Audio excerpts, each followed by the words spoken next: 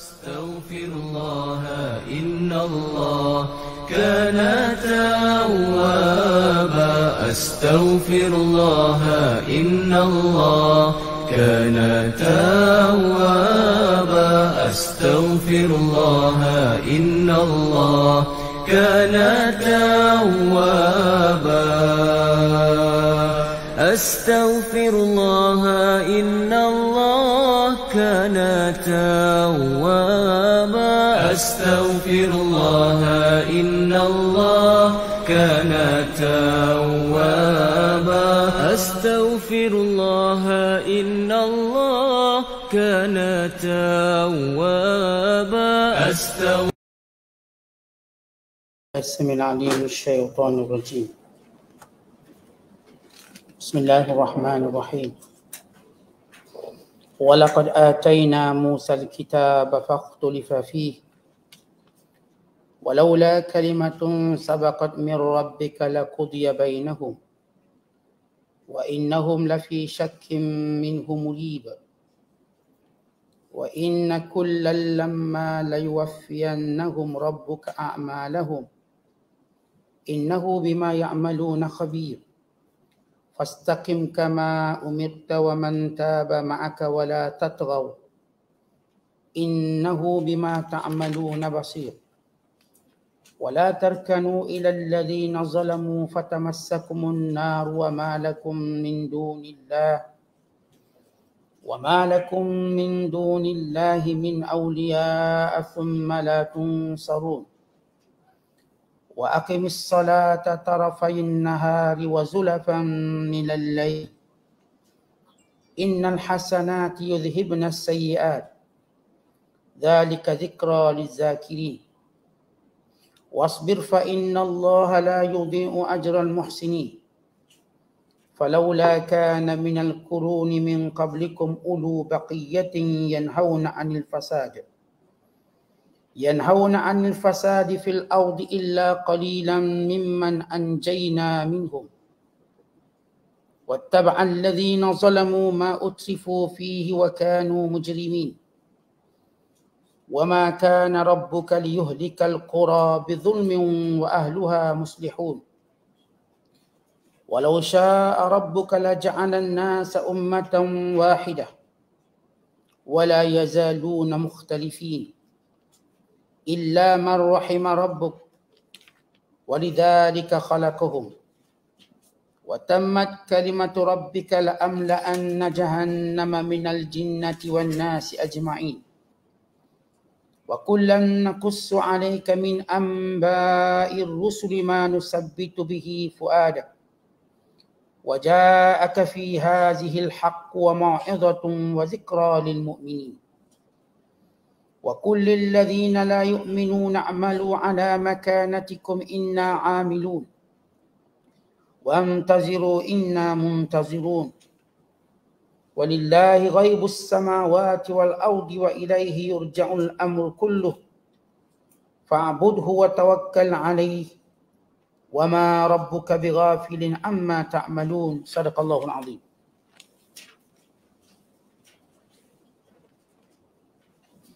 Janganlah engkau merasa bimbang wahai Muhammad tentang keingkaran kaummu, kerana sesungguhnya kami telah memberikan kepada Nabi Musa kitab Taurat lalu berlaku pertentangan mengenainya.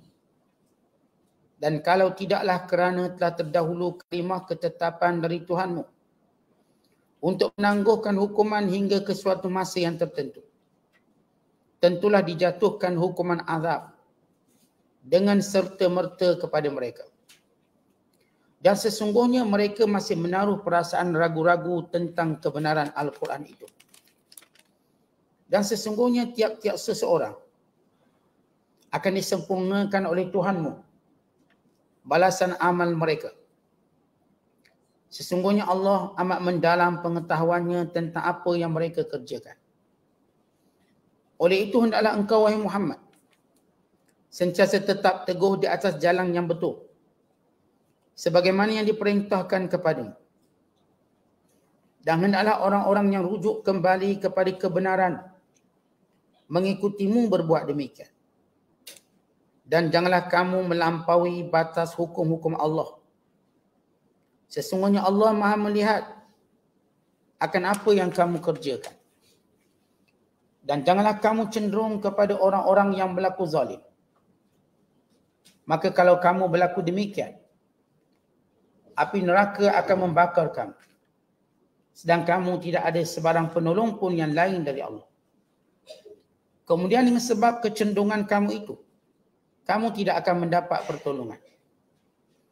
Dan dirikanlah sembahyang wahai Muhammad, engkau dan umatmu, pada dua bahagian siang, pagi dan petang.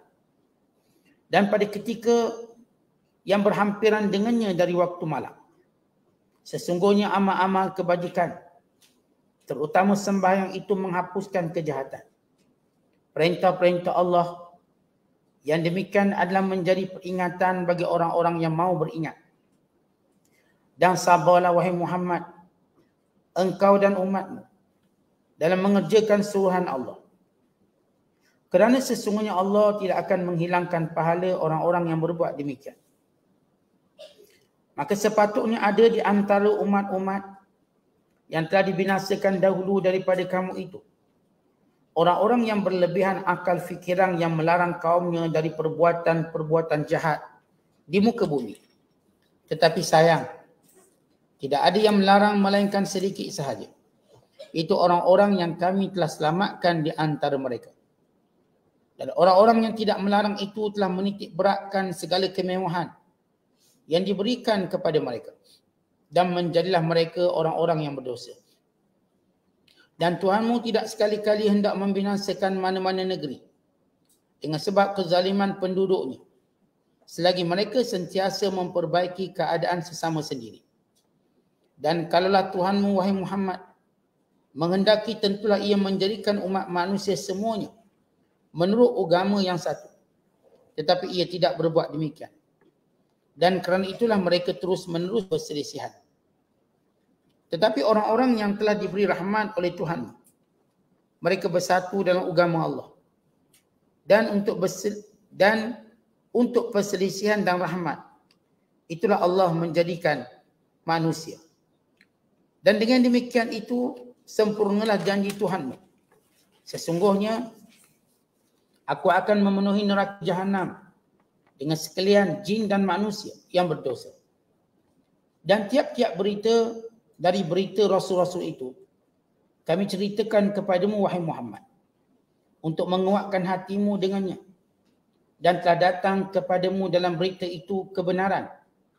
Dalam berita ini kebenaran dan pengajaran serta peringatan bagi orang-orang yang beriman. Dan katakanlah kepada orang-orang yang tidak beriman, buatlah apa yang kamu sanggup melakukannya daripada perbuatan ingkar itu. Sesungguhnya kami juga tetap mengerjakan nasihat pengajaran yang Tuhan berikan kepada kami. Dan tunggulah akibat yang buruk yang akan menimpa kamu. Sesungguhnya kami juga menunggu akan kemenangan dan kejayaan yang dijanjikan oleh Tuhan kepada kami. Dan Allah jualah yang mengetahui rahsia langit dan bumi. Dan kepadanya dikembalikan segala urusan. Oleh itu sembahlah akan dia, serta berserahlah kepadanya. Dan ingatlah, Tuhanmu tidak sekali-kali lalai akan apa yang kamu lakukan. Kita berada pada ayat-ayat terakhir surah Hud. Surah yang ke-11 pada juzuk yang ke-12. Bermula ayat 110 sehingga ayat 123. Sekaligus menutup penafsiran surah Hud. Juzuk yang ke-12 ini atau surah yang ke-11 ini. Ayat-ayat yang kita bacakan menceritakan tentang watak-watak orang-orang Yahudi. Mereka yang menolak kenabian Nabi Muhammad sallallahu alaihi wasallam, menolak wahyunya dan menolak setiap pengkhabaran yang dibawa oleh Rasulullah SAW. Maka watak mereka watak yang sama yang pernah berlaku pada zaman Nabi Musa, yang menolak perintah Allah, yang menolak kitab Taurat, yang melakukan sebahagian dan meninggalkan sebahagian yang lain. Kemudian Allah Ta'ala memerintahkan Nabi Muhammad sallallahu alaihi wasallam supaya beristiqamah dalam melaksanakan perintah Allah dan bersabar dengan melakukan solat berterusan menjaga solat. Dan setiap kebaikan yang dilakukan akan menghapuskan setiap kejahatan, setiap kesilapan. Dan Allah Ta'ala juga menjelaskan bahawa sebab-sebab kebinasaan negeri-negeri kaum-kaum yang terdahulu. Apakah sebab sebenar kebinasaan mereka? Kemudian Allah SWT menjelaskan tentang faedah-faedah daripada pengkisahan kisah-kisah para Nabi. Dan memerintahkan para hamba Allah, memerintahkan Nabi SAW dan orang-orang yang bersama dengan baginda di kalangan orang beriman sepanjang zaman supaya terus beribadat kepada Allah, bertawakal kepada Allah SWT. Baik, ini intipati ayat-ayat yang kita bacakan. Allah berfirman, "Walaqad ataina Musal kitab."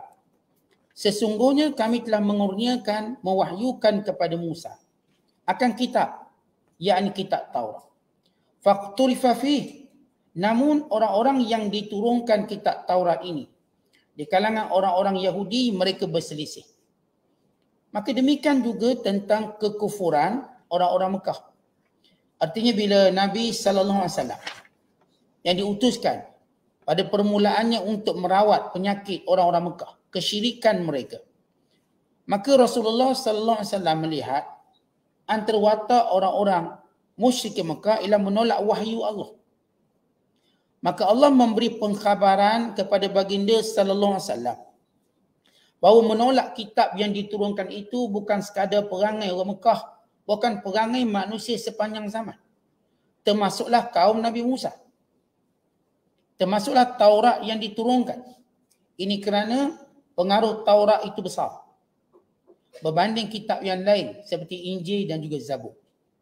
Pengaruh Taurat ini cukup besar. Kerana Taurat ini yang Allah berikan kepada Nabi Musa untuk disampaikan kepada Bani Israel atau orang-orang Yahudi. Dan watak orang Yahudi dalam penerimaan kitab Taurat, mereka ini mempunyai beberapa golongan. Satu golongan yang menolak terus. Satu golongan yang menerima separuh dan menolak separuh. Dan satu golongan lagi yang benar-benar beriman dengan Nabi Allah Musa AS.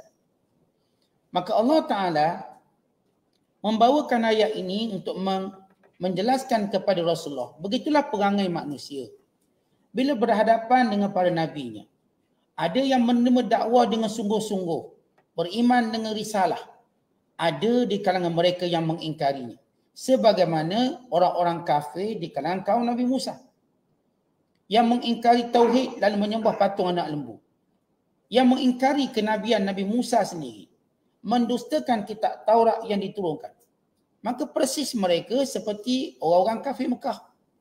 Mereka menafikan kenabian Nabi Muhammad sallallahu alaihi wasallam sebagaimana mereka menafikan keesaan Allah dengan menyembah berhala-berhala.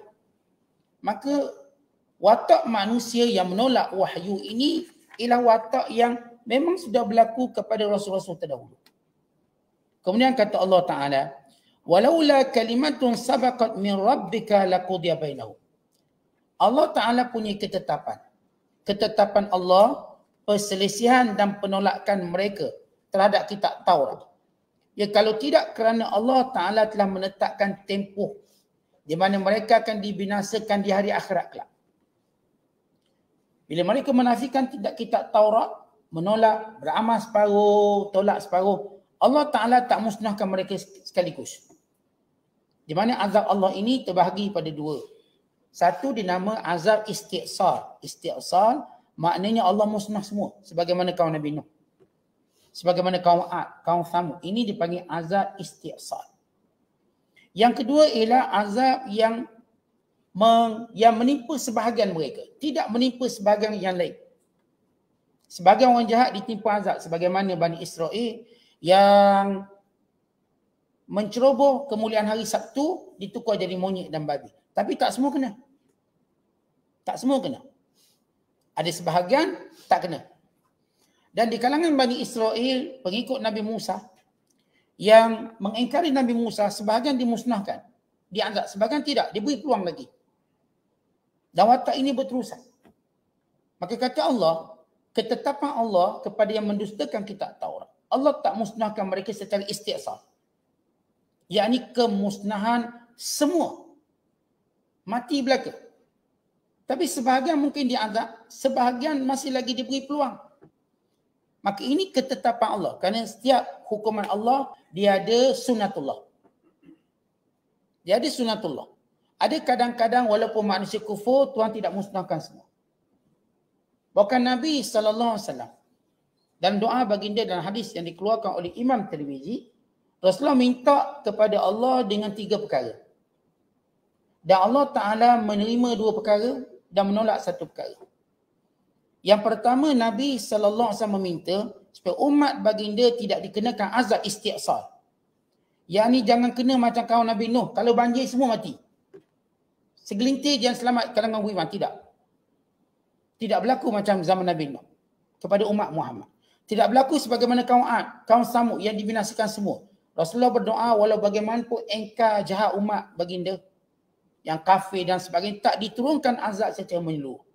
Tapi pada tempat tertentu, keadaan tertentu, kemudian diberi peluang untuk diadili secara mutlak pada hari kiamat kelak. Dan yang kedua, baginda sallallahu alaihi wasallam berdoa supaya orang Islam tidak dikuasai oleh musuh. Maka Allah terima. Yang ketiga, Nabi doa, yang ni Allah tak kenal. Minta semua orang Islam bersatu padu, jangan bergaduh, jangan berbalah. Ini tidak. Allah jadikan ia sebagai ujian orang beriman. Jadi apa yang kita nak sebut tentang demikian Allah beri kepada umat Nabi Musa. Kaum Nabi Musa juga Allah tetapkan mereka tidak akan diazab sebagaimana azab yang berlaku kepada Fir'aun, kepada Bani Israel ini.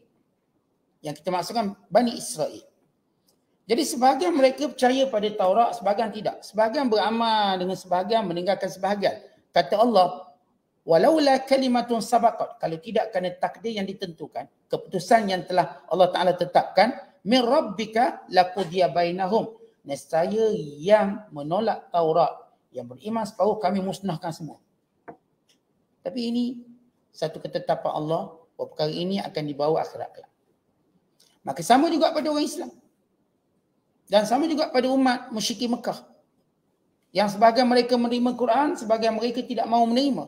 Yang menerimanya lalu beriman. Yang tidak menerimanya kekal kafir.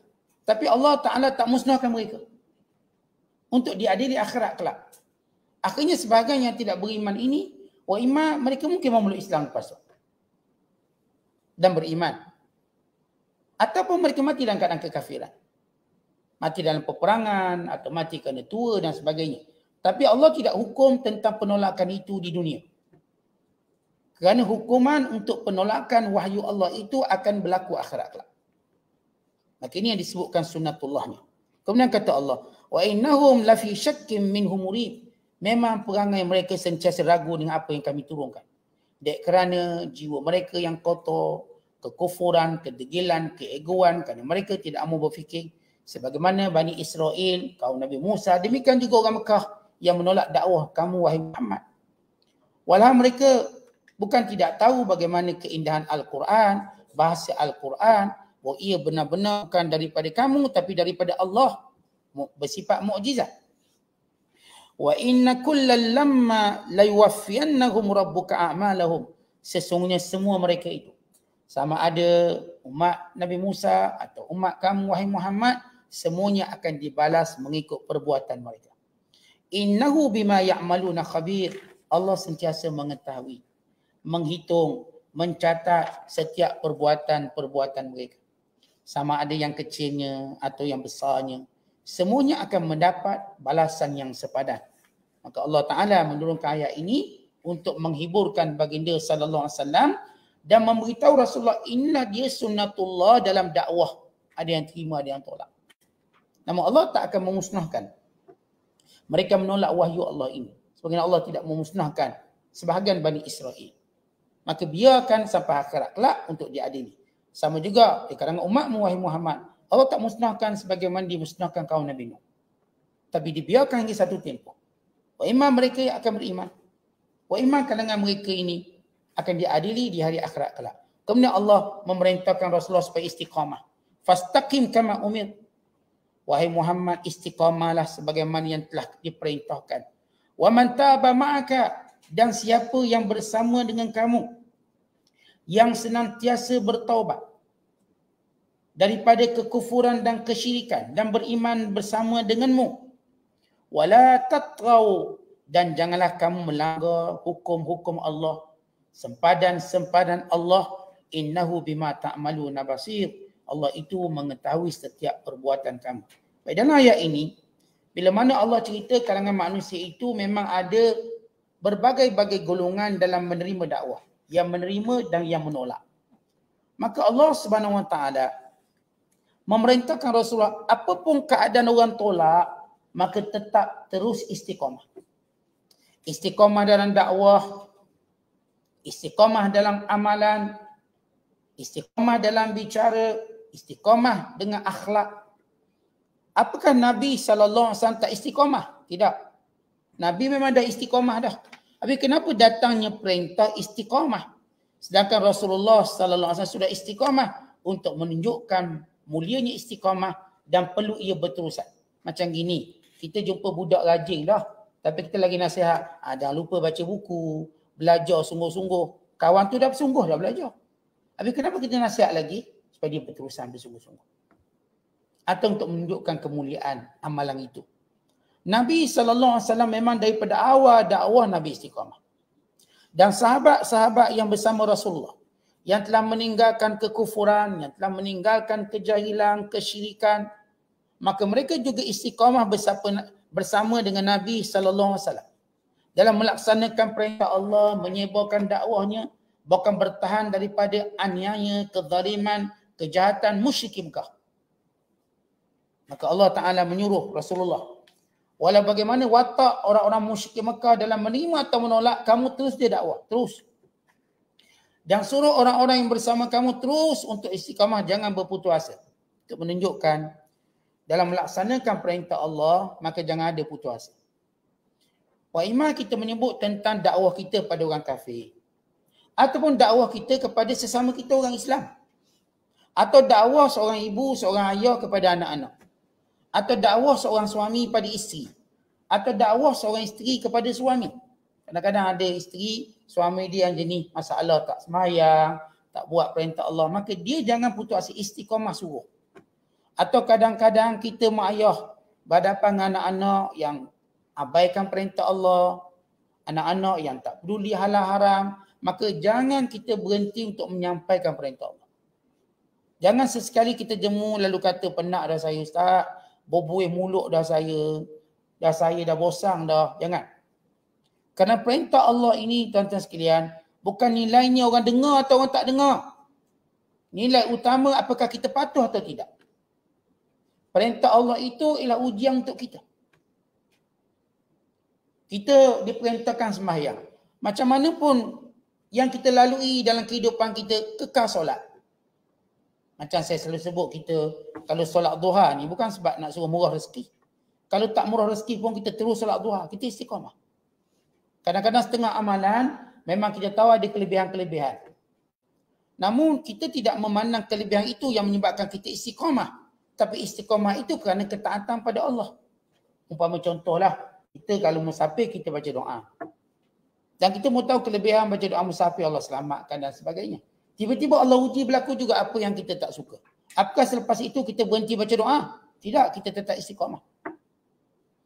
Kita memang dijanjikan kalau kita bersedekah, Allah Ta'ala akan gandakan sehingga 10 kali ganda, hingga 700 kali ganda. Wa ma anfaqtum min syai'in fahuwa yukhlifuh. Apapun kamu belanja pada jalan Allah, Allah ganti. Tiba-tiba kita dok tolong orang, bantu orang, beri hutang, yang ni tak bayar, yang ni tak benar terima kasih, yang ni begini-begini, sehingga kita ada masalah kewangan. Misalnya, apakah kita berhenti tolong orang? Hanya kerana kita belum nampak dengan mata zahir balasan tadi. Jangan istiqamah. Kadang-kadang kita dah cakap baik dengan orang, kita muamalah dengan baik, orang tetap kasar dengan kita. Apakah kita putus asa dengan respon orang terhadap kita? Tidak, kita teruskan. Kadang-kadang kita berusaha untuk hubung silaturahim. Jaga silaturahim adik-beradik kita, bapa-bapa saudara kita. Tiba-tiba mereka menyambutnya dengan begitu suam, mereka menyambutnya dengan begitu dingin, menyambutnya acuh tak acuh dan lain-lain. Apakah kita berhenti menyambung silaturahim? Tidak. kita istiqamah. Dalam semua perintah Allah, maka kita dianjurkan beristiqamah. Kalaupun memang kita tahu dalam perintah tadi ada kelebihan ni, kelebihan tu, maka itu salah satu daripada janji Allah Ta'ala pada kita. Tetapi nilai kemuliaan yang sebenar ialah bila kita dapat istiqamah dalam ibadat itu. Contoh kalau kita nak buat benda agama untuk dapat balasan dunia, sebesar mana pun balasan dunia itu dia tak kekal. Andai katalah saya solat duha, saya pun dapat rezeki berjuta-juta. Even saya dapat juta-juta, bilion-bilion, boom, dia tak kekal. Saya mati, saya tinggal juga. Bukankah ada yang lebih baik pada itu? Yang pahala di sisi Allah. Pahala di sisi Allah dan sebagainya. Oleh sebab itu, kita bila melaksanakan perintah agama, ya kadang-kadang kita tahu ada kelebihan tu, kelebihan ni dan kita dapat. Kadang-kadang Allah uji kita tak dapat. Allah uji kita tak dapat. Apakah kita akan berputus asa? Kita tak akan putus asa. Kita akan terus kerana ini perintah Allah. Maka ayat ini menyuruh Rasulullah dan orang-orang beriman yang bersama dengan Nabi sallallahu alaihi wasallam untuk istiqamah. Wala tarkanu ila alladhina zalamu. Maka jangan cenderung kepada orang-orang yang zalim. Jangan ikut orang-orang zalim. Jangan mula lunak dengan orang-orang zalim. Ialah bila kita buat sesuatu tak nampak hasil macam kita nak, lalu kita nampak macam orang zalim ni lebih gagah pada kita, lebih kuat pada kita. Lalu seperti kita nak mengalah dengan mereka. Lalu bertoleransi dengan mereka. Lalu mula kita melonggarkan pegangan agama kita. Lalu mula kita meninggalkan sebahagian amalan yang kita buat kerana nak jaga hati orang-orang zalim tadi. Kata Allah jangan. Jangan.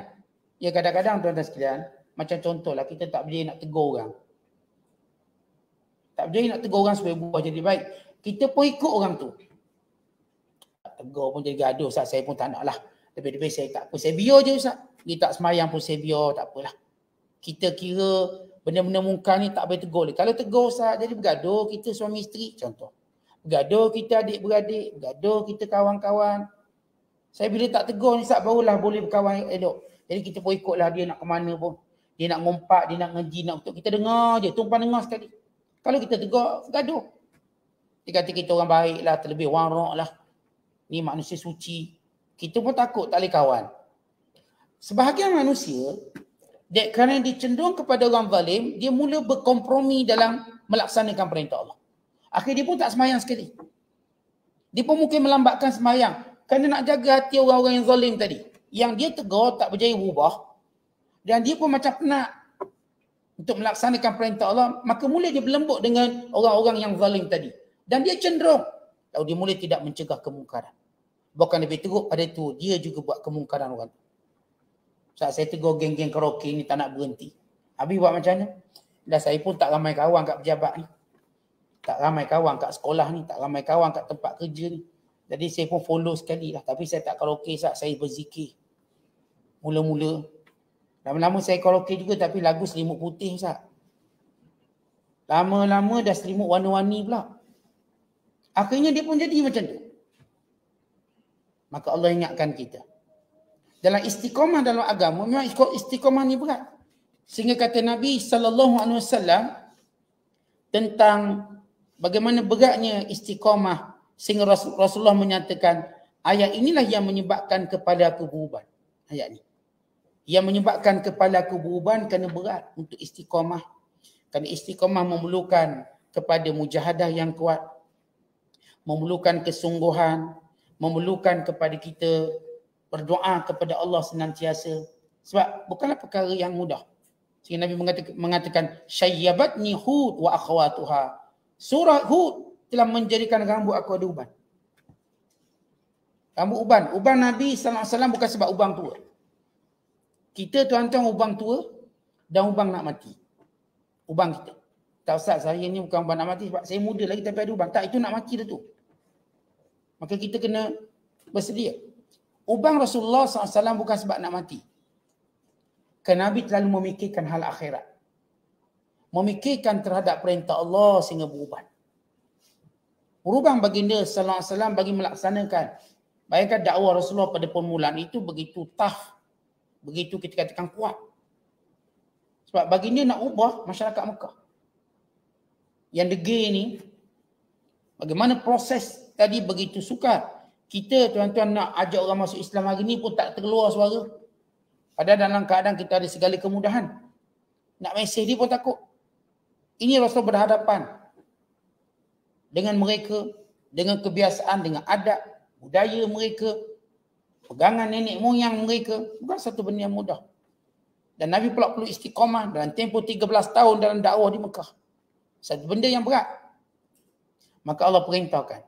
Bukan sekadar istiqamah, jangan cuba berlembut-lembut dengan orang zalim. Sebab orang zalim itu tempatnya ialah neraka. Kalau kamu berlembut dengan mereka, maka kamu juga akan disentuh dengan api neraka. Karena itu kata Allah, wala tarkanu ilal ladzina zalamu fatamassakumun nar wa ma lakum min dunillahi min awliya.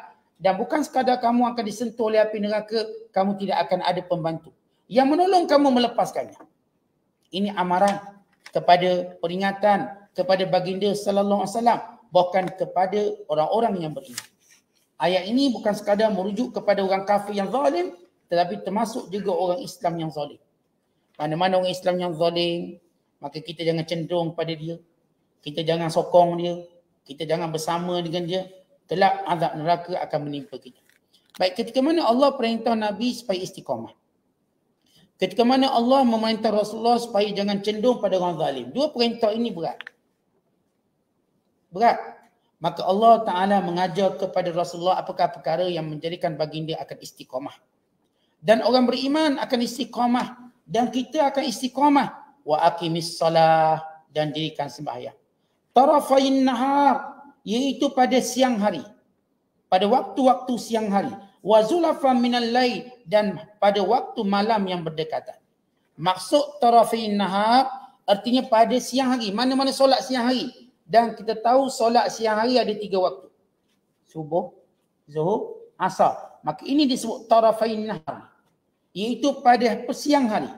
Dan wazulafan minal lail. Zulaf maknanya waktu malam yang berdekatan 2 waktu. Yakni maghrib dan isyak. Maka sempurnalah 5 waktu dalam ayat ini. Berarti solat 5 waktu memang disebut dalam Al-Quran. Itu dalam ayat yang kita bacakan ini. Aqimis salata tarafayin nahar. Tunaikan solat pada siang harinya. Wazulafan minal lail. Dan 2 waktu pada malam harinya. Innal hasanat. Sesungguhnya kebaikan itu. Yuzhibna sayyi'at. Menghilangkan kejahatan. Allah beritahu kepada Rasulullah. Beritahu kepada orang beriman. Sepanjang zaman. Ibu kepada segala kebaikan itu namanya solat. Tuan-tuan, bila kita sebut kebaikan, banyaklah. Kullu ma'rufin, setiap benda baik, setiap benda yang terpuji, maka itu ibadat. Tapi ibu dia apa ibu dia? Ibunya ialah solat. Dan solat ini yang menjadi kafarah dosa yang terbesar. Maksudnya semua kebaikan menjadi kafarah pada dosa. Tetapi yang paling utama, yang akan cepat menggugurkan dosa-dosa itu ialah solat. Oleh kerana itulah kita dianjurkan untuk memperbanyakkan solat. Bahkan Allah menamakan solat itu dzalika zikra lizakirin. Demikian itu solat adalah zikra, peringatan kepada orang-orang yang sentiasa berzikir kepada Allah. Aizatan lil mutta'izin, menjadi pengajaran, ingatan kepada orang-orang yang mengambil pengajaran. Artinya Allah Ta'ala nak beritahu dengan solat yang berterusan, yang merupakan asas kepada segala ibadat, tiang kepada agama. Bahkan ia ada separuh daripada nilai iman kita pada Allah. Iman itu kalau kita bagi 2, separuhnya pada solat, separuhnya pada sabar. Kerana itu Allah memerintahkan kita solat dan sabar. Maka sempurna iman. Kalau seorang kita lihat dia jaga solat, kemudian kita lihat dia sabar dan menghadapi apa pun ujian hidup, berarti dia punya iman yang lengkap. Tapi seorang yang kita tengok semayang tak lengkap, tapi bak sabar okey, dia iman dia tinggal separuh. Atau seorang yang misalnya dia memang semayang, tapi dia tak sabar, juga dia ada iman yang separuh. Maka Allah Ta'ala mengajar pada kita untuk istiqamah, untuk kita terlindung daripada cenderung kepada orang kafir. Maka apa yang patut kita lakukan? Solat. 1. Yang kedua, wasbir dan sabar. Fa innallaha la yudhi'u ajral muhsinin.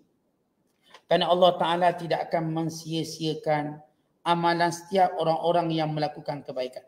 Maksudnya tuan-tuan sekalian, kita bila sabar dalam buat taat, kadang-kadang bila kita buat taat tadi dengan kesabaran yang tinggi, kita tak rasa manis dia. Maksudnya kita paksa diri untuk solat juga.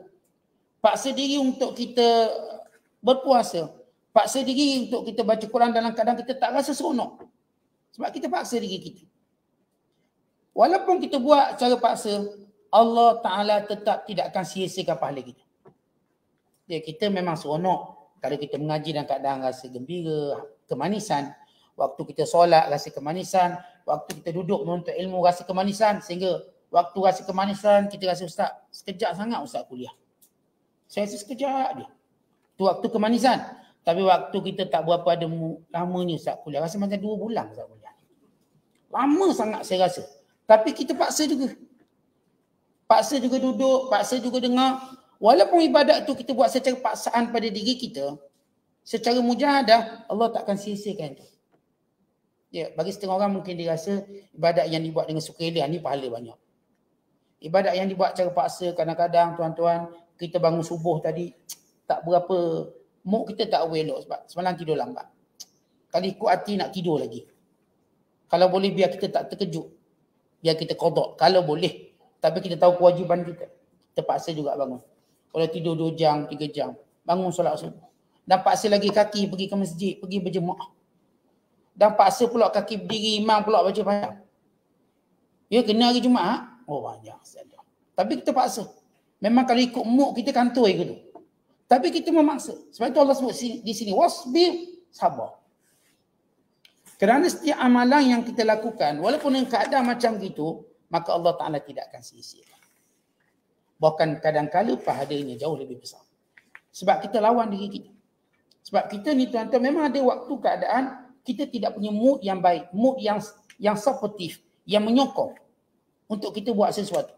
Nak ngaji Quran tak ada mood hari ni. Tapi oleh kerana tahu kelebihan baca Quran, baca juga. Kita nak sedekah rasa malangnya, rasa nak kedekut hari ni. Bukan aku tak bagi sedekah tiap-tiap hari. Hari ni je rasa tak nak bagi. Tapi kita fikir tak boleh. Lepas peluang kebaikan. Takut rugi pula. Kita sedekah juga. Walau muka ni keras ni. Muka tegang. Kita mujahadah. Kita tidak akan disia-siakan amalan kita. Supaya kita terus buat ibadat dalam keadaan mansyat wa makrah. Mansyat maksudnya dalam keadaan cergas. Atau dalam keadaan terpaksa. Buat. Dan saya katakan memang kita bila buat satu ibadat dalam keadaan mood, okey dengan mood tak ikut. Bukan kita yang dengar, ustaz-ustaz yang ajar sama. Kadang-kadang ustaz tu ada mood ajar, kadang-kadang tak ada mood juga. Tapi kita paksa. Supaya dia menjadi satu istiqamah, iltizam. Lama kelamaan kita akan terbiasa. Kita mula terbiasa walaupun mood kita terbiasa bangun subuh. Terbiasa qiyamul lail. Terbiasa baca Quran. Terbiasa mencegah kemungkaran. Walau kita dapat respon yang negatif. Tapi kita paksa juga tak apa. Ini kan kemungkaran, saya tegur juga. Orang suka ke orang tak suka. Maka demikian dalam beragama. Mendirikan solat, bersabar dengan segala kemungkinan yang berlaku dan melaksanakan taat pada Allah. Kemudian kata Allah Ta'ala, Falaula kana minal qurun, Allah cerita, apa sebab kaum-kaum dahulu dibinasakan? Sebab di kalangan mereka tidak ada ulu bakiyah. Siapa ulu bakiyah? Orang-orang yang ada akal, orang-orang yang bijaksana, yang boleh yanhauna 'anil fasadi fil ardh, yang boleh cegah kerosakan yang dibuat oleh umat masing-masing. Kaum Nabi Lut, Nabi Lut kata tak ada kaum bijak-bijak tu mencegah. Sebab bila pada Nabi dia mencegah kemungkaran. Bila ada je penyokong, ia akan menguatkan lagi cegahan kemungkaran.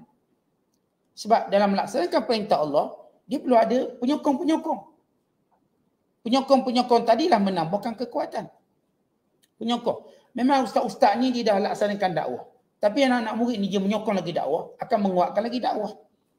Para Nabi juga begitu. Maka Allah kata, setiap umat ni, mereka tahu umat tu buat salah. Yang nipu dalam niaga macam kisah kaum Nabi Syuaib. Yang homoseks, lesbian macam kisah Nabi Lut. Yang kita katakan merompak. Yang punya perangai yang buruk. Yang sombong, yang berbangga. Sebahagian mereka tahu ini adalah perbuatan mungkar. Tetapi golongan ini mengambil sikap tidak mau menegur. Berdiam diri. bukan bersama dengan golongan yang melakukan kerosakan.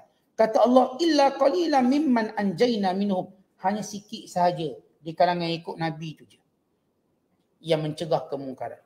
Wa tab'al ladzina zalamu, dan orang-orang yang tidak mencegah kemungkaran itu, mereka mengikut orang zalim.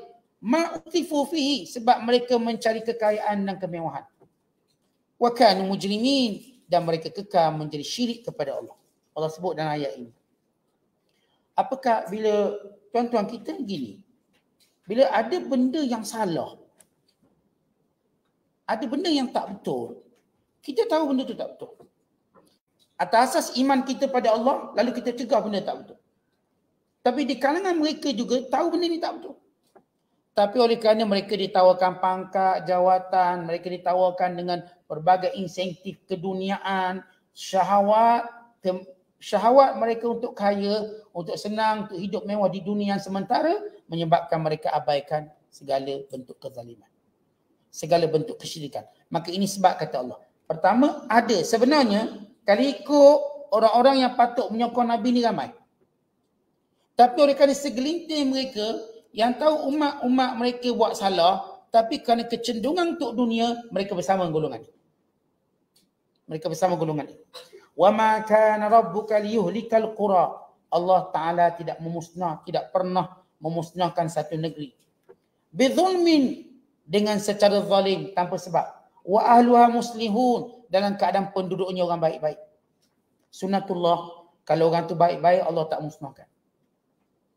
Apa maksud orang tak musnahkan? Maksudnya azab istiqsar tadi. Azab yang menghancurkan semua. Ya mungkin turun banjir. Zaman Umar Al-Khattab berlaku kemarau. Walau orang baik belaka. Berlaku kemarau tahun 18 Hijriah. Bukan berlaku ta'un. Di Amwas yang menyebabkan ramai sahabat mati. Berlaku malapetaka tertentu. Berlaku. Tapi malapetaka itu tidak disebut sebagai azab istiqsar. Azab yang menghancurkan semua. Malapetaka itu lebih bersifat mengangkat darjat orang beriman. Kerana orang beriman ini, macam hari ini tuan-tuan bila berlaku banjir dan sebagainya, ini bertujuan mengangkat darjat orang beriman. Ia bukan azab istiqsar. Ini bukan azab sebab kita tak dapat sah solat. Ini bukan sebab azab sebab SOP kat masjid. Bukan. Ini ada satu ujian Allah untuk mengangkat iman kita. Mengangkat darjat kita. Sebab yang kita buat tentang SOP masjid dan sebagainya, ini ijtihad para ulama. Itu bukan kemungkaran, ijtihad. Mereka berijtihad. Dan ijtihad mereka boleh jadi betul, boleh jadi salah. Dan untuk keadaan ini mereka kekal ijtihad begitu. Satu hari nanti mungkin berubah, maka kita pulang. Ya kita aku dengan para ulama, kita percaya. Kita tahu mereka bukanlah orang-orang yang saya saja keluarkan fatwa. Maka tak ada kaitan kita nak ni banjir ni sebab sah tak dapat. Sebab tu turun banjir, hancur. Tak, ini untuk angkat darjat. Ini satu ujian Allah Ta'ala nak ganti apa yang lebih baik. Ini nak refreshkan iman orang beriman. Dan sebagainya. Maka begitu kita melihat kalau benar-benar Allah nak azab kita, maka Allah azab dengan azab istiqsal. Maka habis kita semua. Tapi tidak kekal. Sini je kena, ni tak kena. Yang tak kena tolong yang kena. Tolong doakan, tolong sekian-sekian. Demikian Allah jadikan setiap ujian itu berlaku setiap zaman. Ia berlaku pada zaman Rasulullah. Zaman Rasulullah berlaku kemarau panjang. Sehingga Nabi berdoa sebagai ujian untuk mengangkat darjat. Untuk orang Islam praktik solat istisqa, minta hujan. Demikian juga zaman Abu Bakar. Zaman Umar berlaku barang harga yang naik tinggi. Zaman Rasulullah juga berlaku. Sehingga sahabat kata, ya Rasulullah sa'ir lana. Boleh tak semua barang ni tetapkan harga mahal benar? Nabi kata tak boleh. Innama huwal musa'id. Kerana Allah yang tetapkan harga, bukan aku. Ia satu perbahasan panjang. Cuma kita nak beritahu musibah-musibah itu berlaku pada setiap zaman. Sebagai ujian mengangkat iman. Tapi bukan macam musibah pada umat terdahulu. Macam banjir, kita katakan taufan, serta tempikan yang kuat sehingga memutuskan jantung. Itu azab istiqsal. Sehingga semua mati. Mereka tinggal orang beriman. Ini kita kena bezakan. Walau sya'a rabbuka. Kalau Allah kehendaki la ja'alan nas ummatan wahidah. Allah boleh jadikan manusia semua berada dalam satu agama. Wala yazaluna mukhtalifin. Tapi sunnatullah. Allah jadikan agama ini satu pemberian yang agung. Allah jadikan agama ini satu ujian untuk manusia. Untuk manusia bersungguh-sungguh cari kebenaran. Itu Allah boleh satukan semua umat, semua hamba-Nya jadi beriman. Tapi tak ada nilai pula iman tadi. Atau tak ada gunalah Allah cipta syurga dan neraka. Maka Allah jadikan manusia ini berselisih untuk dizahirkan siapa yang bersungguh-sungguh cari agama dan siapa yang sungguh-sungguh menghargai nikmat agama ini. Illa man rahimah rabbuk. Malaikat orang yang Allah rahmati, maka Allah beri dia petunjuk. Dia petunjuk tadi bukan sebab ada Nabi, bukan sebab ada kitab. Bila Allah nak beri petunjuk dan pilih kita dengan sifat rahmat Allah, maka kita dapat. Orang dahulu dihantar Nabi, diturunkan kitab, derhaka dan lawan. Lalu mereka dibinasakan. Mereka tengok Nabi. Kita hari ini kita tak tengok Nabi. Kitab pun tidak diturunkan pada zaman kita. Al-Quran tidak diturunkan. Tapi kerana Allah merahmati kita, Allah beri kita iman. Supaya kita tahu nilai iman tadi kerana rahmat Allah. Supaya kita bersyukur, merendah diri, menghargai dan jaga sungguh-sungguh. Walidzalika khalaqahum. Demikian itu sunnatullah, Allah ciptakan manusia. Ada yang beriman, ada yang kafir. Ini ketetapan Allah. Supaya manusia mencari iman. Wa tammat kalimatu rabbik. Dan telah sempurna ketentuan Allah. La'amla'anna akan kupenuhi jahannama, neraka jahannam itu. Minal jinna, di kalangan jin. Wan nasi, dan manusia ajma'in, keseluruhannya. Kemudian kata Allah, sebab menyebut tentang neraka, kata Allah tentang kisah-kisah yang dibaca sebelum ini. 7 kisah. Wa kullan naqussu 'alaika min amba'i rusul. Semua kisah-kisah yang telah kami ceritakan. Beriman mereka, kufur mereka, yang dibinasakan, yang diselamatkan, yang mengikuti Nabi, yang lawang Nabi. Semua ini kami cerita tentang Rasul dahulu, ada 2 tujuan, kata Allah. Yang pertama, manusabbitu bihi fuadak, untuk kami kentalkan lagi hatimu, wahai Muhammad. Sebab Rasulullah bawa dakwah lebih besar daripada Nabi-Nabi dulu. Nabi-Nabi dulu bawa dakwah pada umat masing-masing. Nabi SAW bawa dakwah ini pada manusia semuanya dan jin. Maka Rasulullah perlu kekuatan. Maka dibawa semua kisah Nabi bagi menguatkan Rasulullah SAW. Kerana kita tahu kisah adalah tentera Allah. Cerita-cerita dalam Quran ini adalah tentera Allah yang menguatkan kita. Sebab itu tuan-tuan, kalau kita nak tentera Allah bersama dengan kita, bacalah kisah-kisah Quran. Maka di dalamnya ada kekuatan yang akan menguatkan kita. Wa imma kita ni jadi pemimpin, wa imma kita suami, kita isteri, kita pendakwah, kita manusia yang melalui gelombang hidup yang pelbagai, warna-warni kehidupan yang macam-macam. Nescaya hati kita kuat. Hati kita kuat bukan sebab kita pergi gym, bukan sebab kita bersenam, bukan sebab kita zumba, bukan sebab kita diet. Itu tak berikan kekuatan. Itu cuma beri sedikit keyakinan. Tapi kekuatan yang sebenar yang ada pada hati. Dan hati ini perlu mendengar mukjizat, yakni Quran. Itu kisah dalam Quran. Kita tak nak dengar kisah rakyat. Kita tidak mahu dengar, masuk kisah rakyat ni kisah-kisah rekaan. Kita panggil kisah rakyat dulu, kisah-kisah rakyat. Kisah rekaan, kisah imajinasi, kita ada kisah Al-Quran. Kisah Al-Quran sifatnya mukjizat. Dia bukan macam kisah-kisah cerita-cerita dongeng, cerita-cerita filem, cerita-cerita yang didramakan. Ini tak akan beri keberkatan apa-apa. Manusia tak pernah berubah dengan filem tu. Tetapi manusia berubah dengan cerita-cerita dalam Quran. Kerana cerita ini ada mukjizat. Dan cerita ini ialah tentera Allah yang menguatkan hati. Sebagaimana Allah jadikan cerita ini menguatkan hati Nabi Muhammad sallallahu alaihi wasallam. Waja'aka, dan kami datangkan cerita ini fi hadhihi al-haq, kebenaran. Semuanya cerita benar. Dalil-dalil tauhid, keadilan, kenabian. Wa mau'izah, dan juga sebagai satu peringatan. Supaya kita tahu dunia ini sementara dan kita utamakan akhirat.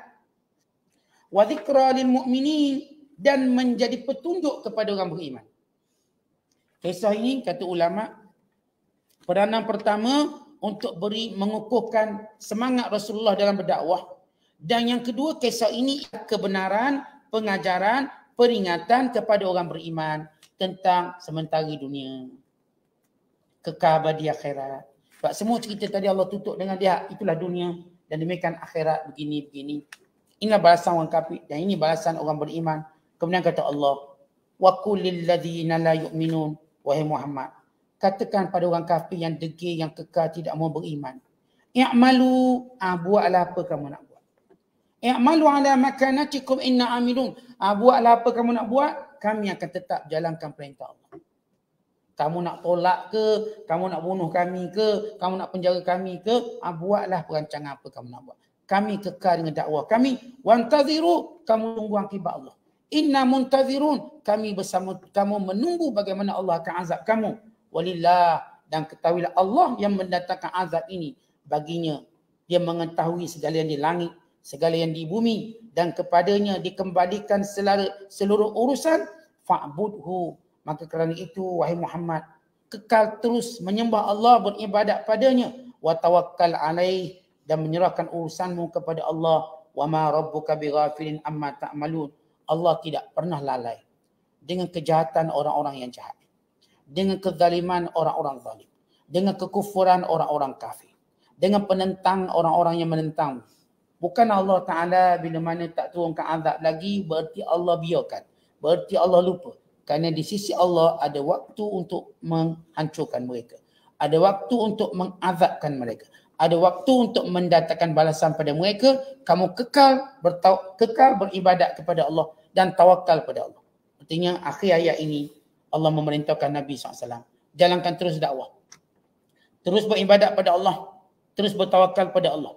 Dan mereka yang menentang kamu, mereka yang melawan kamu, mereka yang mengingkari kamu sepanjang zaman, wa imma zaman Nabi SAW sehingga zaman kita, yang mempersendakan Islam, mempermainkan Islam, maka kita sabar.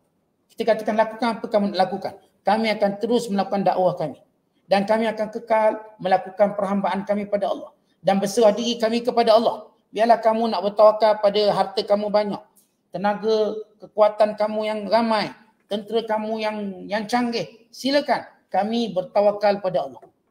Dan kami meyakini Allah hanya memberi tempoh pada kamu untuk satu tempoh. Bila datang tempohnya, kamu akan binasa. Kerana Allah tidak pernah lalai dengan perbuatan orang-orang yang zalim. Wallahu bissawab. Assalamualaikum warahmatullahi wabarakatuh.